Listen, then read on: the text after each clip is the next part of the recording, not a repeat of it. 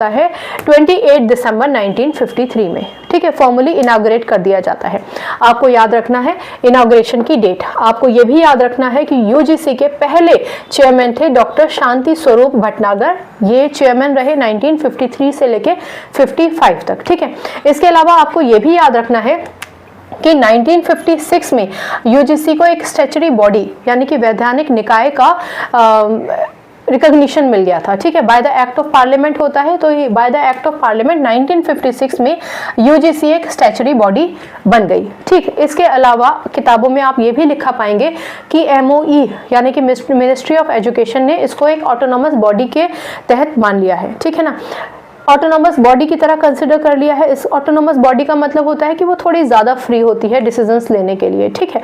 चलिए, यूजीसी का गठन कैसे किया गया वो तो आपको समझ में आ गया। अब यूजीसी ने काम क्या किए? यूजीसी को ये तो पता था कि हमारे देश में कहाँ कहाँ फ्लॉ है और हमें किन किन दायरों में और किन किन मुद्दों पर काम करना है, ये इनको पता था।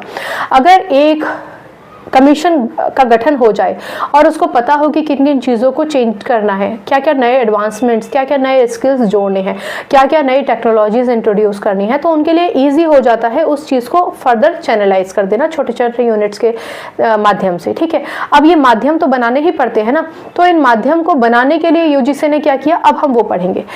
आगे बढ़ने से पहले कुछ चीज़ें आपको जानना बहुत ज़रूरी है। पहली बात कि यूजीसी ने इन pursuance with NPE new policy of education, हमने जैसा कि कहा न्यू एजुकेशन पॉलिसी आती रहती है, हर बार आती रहती है, क्योंकि हमारी सोशल कंडीशंस चेंज होती हैं, इकोनॉमिक कंडीशंस चेंज होती हैं, हमारा समाज बदल रहा है, लोग बदल रहे हैं, उनकी सोच बदल रही है, रिक्वायरमेंट किस चीज़ की है एजुकेशन में, वो सब चीज़ें बदल रही हैं। हमें बच्चों को कैसे समझना है या उनको किस तरीके से स्किल्स डेवलप करने हैं या उनको वोकेशनली हमें कोर्सेज देने हैं, ये दुनिया भर की चीज़ें जैसे जैसे समय आगे बढ़ता है पॉलिसीज आती रहती हैं। अभी भी आई है न्यू एजुकेशन पॉलिसी 2020 और आगे भी कुछ समय के बाद आ सकती हैं, ठीक है। तो ऐसे ही एनपीई, हमारी NPE new national policy of education जो 1986 में आई, किसी और की बात नहीं कर रहे, 1986 में न्यू पॉलिसी ऑफ एजुकेशन जब आई तो इसके परसुएंस में यूजीसी ने 66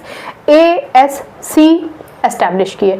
घबराने की बात नहीं है, मैं थोड़ा थोड़ा इंट्रोडक्शन दोनों का दे देती हूँ। पहली बात तो ये समझिए कि नेशनल पॉलिसी ऑफ एजुकेशन, इसका काम क्या है? इसका काम ये है कि हमारे देश में, हमारे अपने भारत देश में इंडिया के एजुकेशन सिस्टम को प्रमोट करना है। कैसे प्रमोट करेंगे? क्वालिटी जोड़ेंगे उसमें, क्वालिटी के साथ साथ एक्सपेंडिंग एजुकेशन टू ऑल, सबको एजुकेशन मिलनी चाहिए।